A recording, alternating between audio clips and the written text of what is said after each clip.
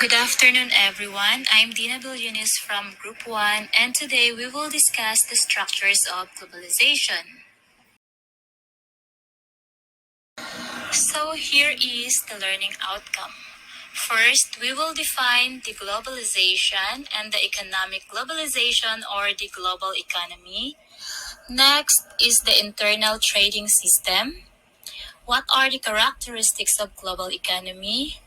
The importance of global economy. How does the global economy works? What are the effects of global economy? Who controls the global economy? What are the benefits of global economy? And the factors affecting global economy. Okay, so what is globalization? Globalization is the process by which ideas, knowledge, information, goods, and services spread around the world. The term is used in an economic context to describe integrated economies marked by free trade, free flow of capital among countries, and easy access to foreign countries, including labor markets to maximize returns and benefit for the common good. So globalization, it refers to integration between people, companies, and governments. It is the process of expanding the business all over the world.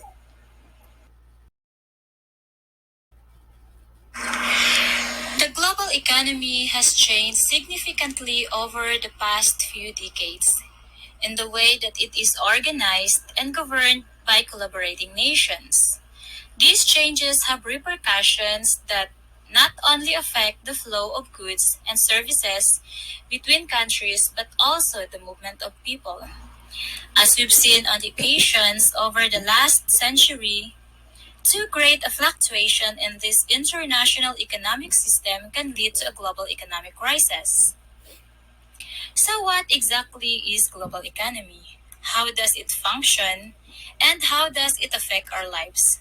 Here, we take a closer look to help you understand the complexities of the force that governs the modern world.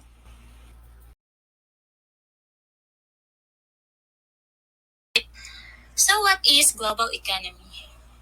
Global economy, also known as world economy. When we say global economy, there is international exchange of goods and services. There is also free movement of goods, capital, services, technology, and information. The term sometimes also refers to the movement of people or the labor and technology across international borders. So, economic globalization, according to International Monetary Fund, is the historical process which is the result of human creativity and technical progress. When people say we live in a global economy, they are talking about the interdependence of nations. When we say interdependence, so there is connection, there is relation. May pagkakaugnay ang bawat isa. For example, banking and finance, which today has no local boundaries. So kapag ang giant bank sa isang lugar nag-collapse, maapektuhan din ang bangko sa ibang lugar. As you can see in the picture, ang pakikipagkalakalan ay hindi lamang sa Asia, Middle East, or Europe, kundi sa buong mundo. At ang bawat bansa ay mayroong connection.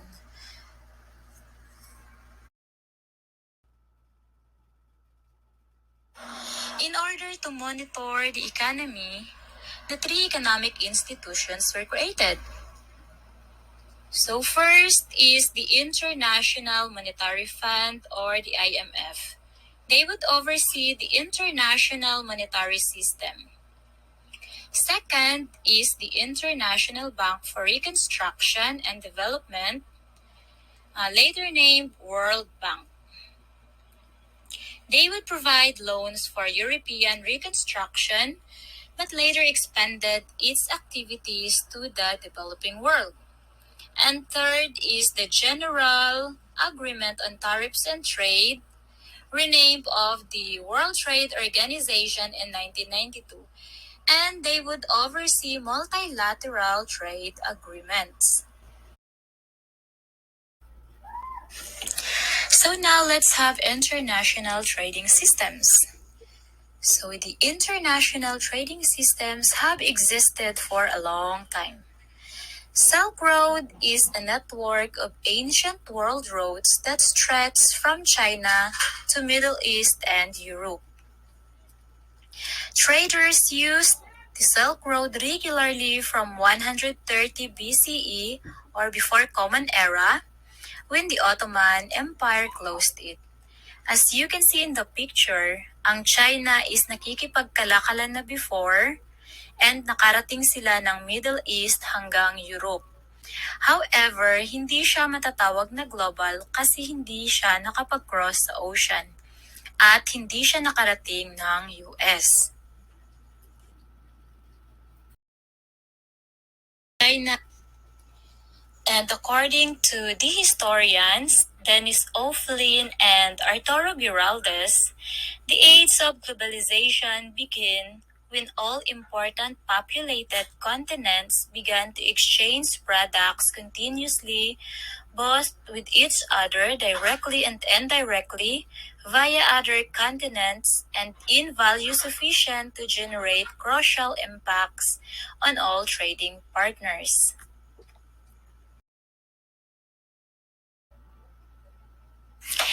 Galleon trade.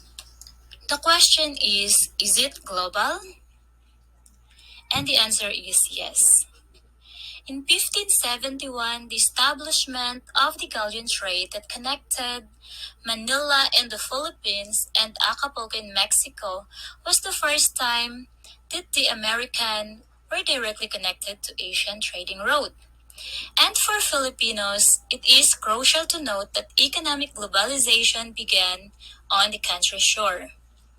So dito talaga nag-start ang globalization kasi nga nakapag-cross na siya ng ocean. And yung nakakatuwa dito is parte ang ating bansa sa history kung kailan nag-start ang globalization. Good afternoon everyone, I'm Mary Chris Cañones from Group 1 and now we will discuss the 14 characteristics of global economy. First, globalization.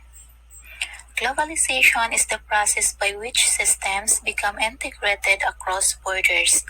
This is a long-running process that has been underway for thousands of years, but it currently accelerating due to factors such as technology and political stability.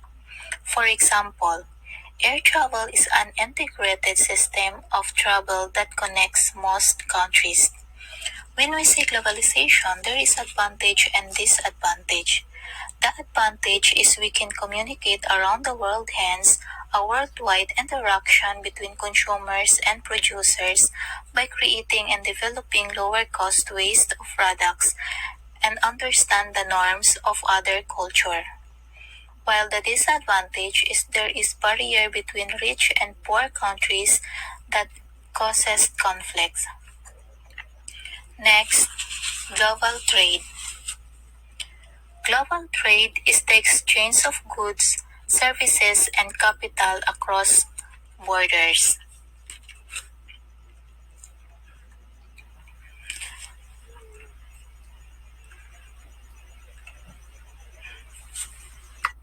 In most countries, such trade represents a significant share of gross domestic product. When we ship the product to other country, that's exporting. When we have product that shipped you from other country, that's exporting. This is allows each nation to concentration its resources on producing goods that it is efficient at producing and trade for things that it is efficient at producing. This is known as cooperative advantage. For example, if America is efficient at producing wheat and Vietnam is efficient at producing rice, both countries benefits by trading wheat for rice. The third is money. Money is a medium for storing wealth and exchange value. It is now common for money to be a paper, metal, or digital. Without money, economic system would break down as the alternative, known as barter, is hopeless efficient. It is also common to use money to measure a great number of social, economic, and business processes. For example, individuals may save money for emergencies, retirement, education, and vacation, or buy expensive assets in the future.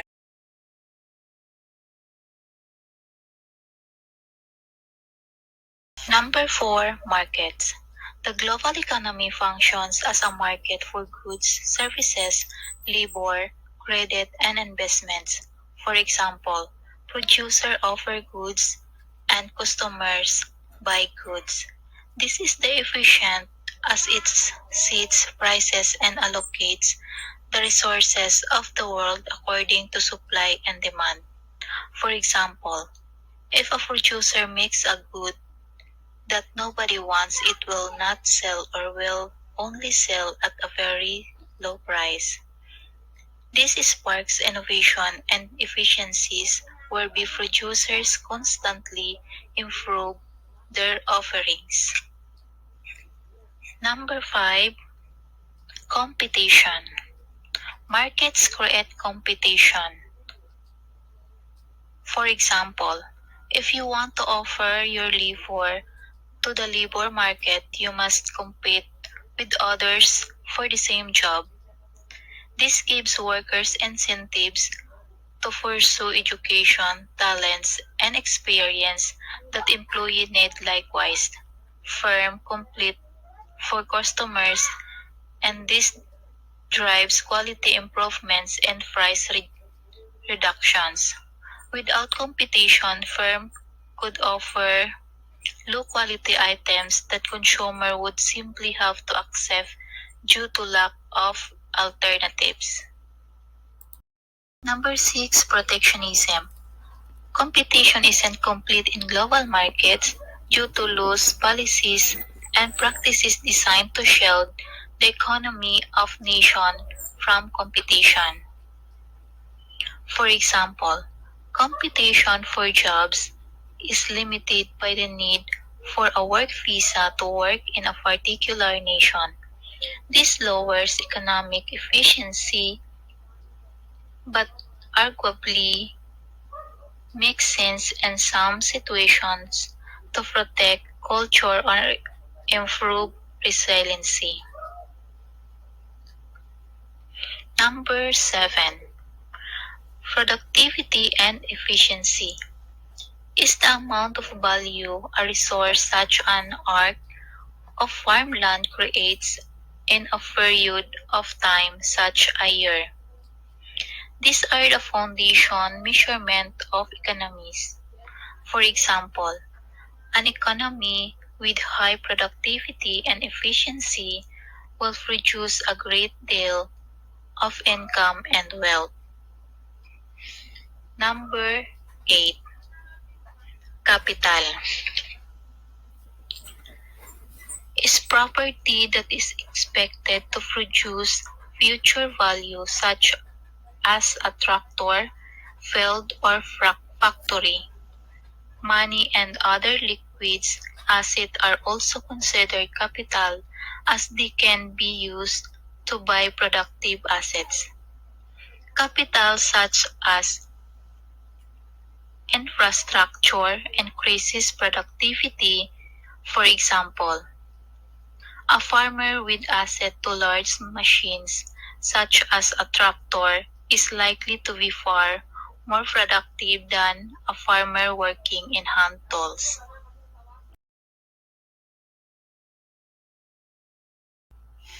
Number 9, labor is the work of people. The productivity of labor is related to their talents, knowledge, and access to capital. Number 10, automation. is the ability of capital to replace labor. Historically, automation has mostly replaced skilled and freed people to do work requires human talents such as strategy, knowledge, creativity, social skills, and craft. For example, using Google Translate rather than an actual translator. Another example, a software market ordering stocks using computer model of trends and past history rather than a manager deciding what to order. Number 11. Quality of life. The global economy is the basis of quality of life for global population. In 1800, global life expectancy was around 29 years with no country with a life expectancy over 40. Due to global economic growth, people have access to improved living conditions such as food, water, housing, health and care, and education. As a result, global life expectancy was 72 years in 2016 with no country having a lower life expectancy than the higher life expectancy in 1800. Number 12. Inequality. The global economy not only produces value but also distributes it. This distribution tends to be extremely uneven such that some people are very poor and others very rich. Taxation is one means for redistributing wealth to those who are in need, wherein it is used to fund government services such as education and healthcare or entitlements such as retirements and disability pension. However, it is common for the rich to have access to complex tax structures and strategies such that they have pay little tax. Number 13. Economic buds is a negative result of the production of economic such as air pollution. The markets for economic goods are very efficient, but the markets for economic buds are missing. As such, it is common for firms and individuals to produce economic buds without paying any cost. This creates huge amount of negative value that represent a large-scale risk to quality of life on a global scale. There are two basic solutions to this problem. Create markets for economic buds or create a system of extended producer responsibility. Number 14. Notes.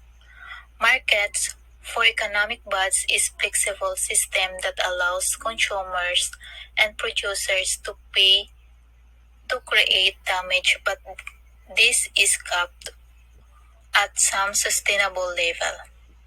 Extended producer responsibility is an inflexible system that requires producers to reduce the end-to-end impact of their products and services towards zero. For example, required plastic producers to recollect all of their plastic and recycle it so that it doesn't end up floating in the ocean or getting burned in an open air pit.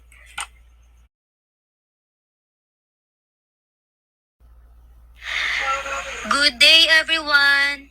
I am Melcisa Obuston from Group 1, and today we will discuss why is global economy important. Economic importance at a micro and macro level. So, the increase in the world's population has led to emerging markets growing economically, making them one of the primary engines of world economic growth. The growth and resilience shown by emerging markets are a good sign of the world economy. Before delving into the next point, you need to understand the concepts of microeconomics. Okay, so the representative examples of microeconomics are: number one, demand. This is how the demand for commodities is determined by income, choices, cost prices, and other circumstances such as expectations. Number two, supply. This is to ascertain how manufacturers determine to enter markets, scale production, and exit markets. Okay, number three, opportunity cost. It is the compromises or trade-offs that the individuals and enterprises make accomplish restrained resources such as money, time, land, and capital. For instance, an individual who decided to go an academy and begin a company may not have enough time or money for both. Number four, consumer choices. This is to determine how the needs, assumptions, and data influence shape the customer choices. The notion for customers maximize their anticipated utility purchases implies that they purchase the things they assume to be most useful to them. It refers to the study of the behavior of households, individuals, and firms with respect to the allocation of resources and decision making. In simpler terms, this branch of economic studies how people make decisions, what factors affect their decisions, and how this affect the price, demand, and supply of goods in the market. Therefore, from the perspective of microeconomics, some of the largest firms with high market value and a few of the richest individuals in the world hail from this emerging market, which has helped in the higher distribution of income in these countries. However, many of these emerging countries are still plagued by poverty, and work still needs to be done to work towards eradicating it. So, long-term world economic outlook. Okay, so according to financial and economic projections based on demographic trends and capital productivity models, the GDP emerging market economies in 2019 conducted by Focus Economy. Okay, the economic is set to increase by 7.5% in India and 6.6% in Philippines, 6.3% in China, 5.3% in Indonesia, and 5.1% in Egypt, 4.9% in Malaysia, 3.8% in Peru, and 3.7% in Morocco. How does global economies work? The functioning of the global economy can be explained through work of transaction. International transactions take place between top economies of the world held in the continuance of the global economy. These transactions mainly comprise trade taking place between different countries. It ranges all the way from fruits and foods to the natural oil and weapons. Such transactions have a number of benefits.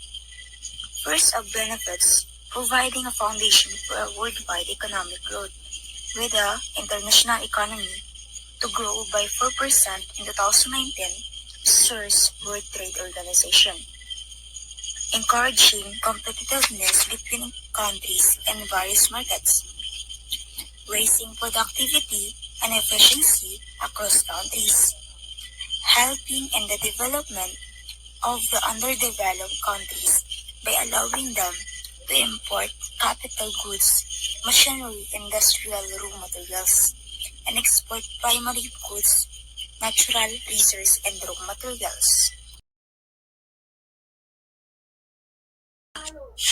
What are the effects of the global economy?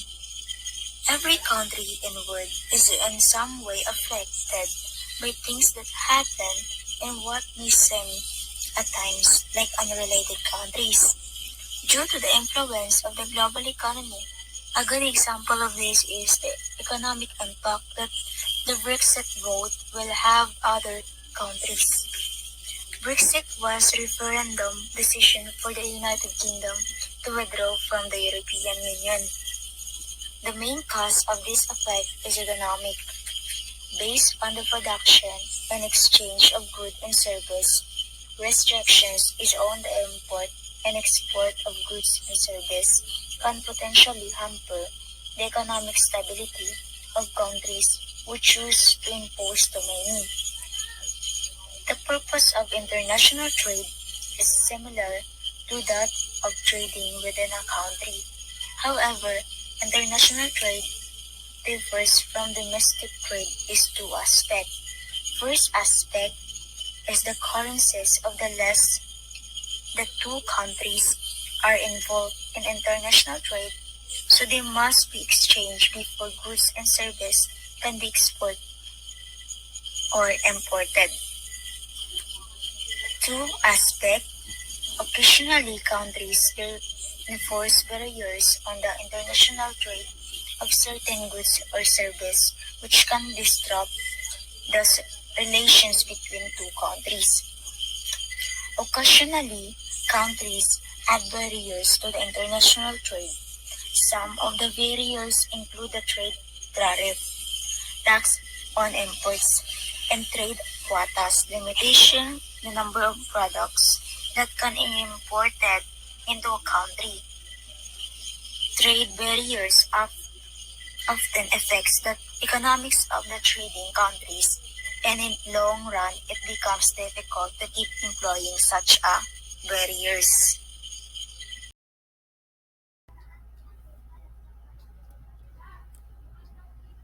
Okay, so who controls global economy? Many people think that the global economy is controlled by governments of the largest economies in the world. But this is a common misconception. Although governments do hold power over countries' economies, it is the banks and large corporations that control and essentially fund these governments. So this means that the global economy is dominated by large financial institutions. So next, what are the benefits of global economy? There are numerous benefits of a global economy, which include economies of scale or lower prices, increasing global investments, the free movement of labor, and may reduce global inequality. So the costs are the environmental cost, tax competition or avoidance, brain drain, and less cultural diversities. Factors affecting global economy. According to the latest economic news, here are some of the key factors that influence and affect how well the global economy works. So, first one is natural resources.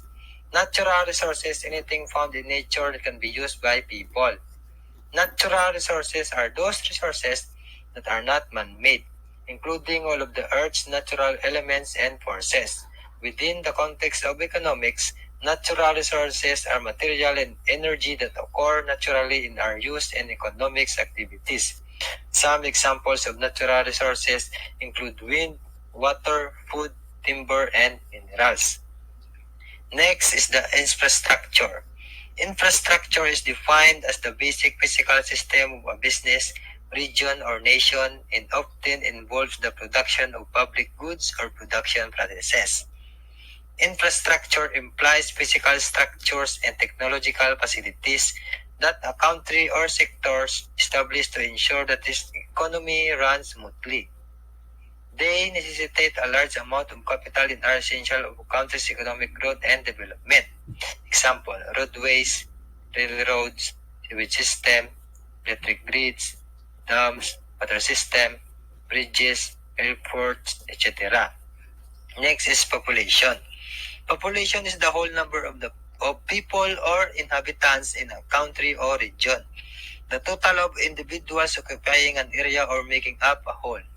More people means an increased demand for food, water, housing, energy, healthcare, transportation, and more. And all that consumption contributes to the degradation, increased conflicts, and a higher risk of large-scale disasters like pandemics. Next is labor. Labor is the amount of physical, mental, and social effort used to produce goods and services in an economy. Employers demand labor because workers are an important part of the production process. Workers use tools and equipment to turn inputs into output. Without workers, employers couldn't produce goods and services and earn profits. Next is human capital. Human capital refers to the ability and efficiency of people to transform raw materials and capital into goods and services. The consensus is that these skills can be learned through the educational system. Allow an economy to grow when human capital increases in areas such as science, education, and management. It leads to increase and innovation, social well-being, equality, increased productivity, improved rates of participation, all of which contribute to economic growth. Next is technology. Technology for economics is anything that helps us produce things faster, better, or cheaper. When you think technology, there's a good chance you think of physical things like big machines or fast computers. Technology has changed not only how we produce and connect, but also allow more human to create and test new objects and ideas, reducing the cost of risk of innovation and product development also in developing countries. And the last one is law. This is the most important factors that influence global economy. Because without laws, without restriction, without agreement and exchanges or retrieving some products in different country, we can't able to export and import product in different countries.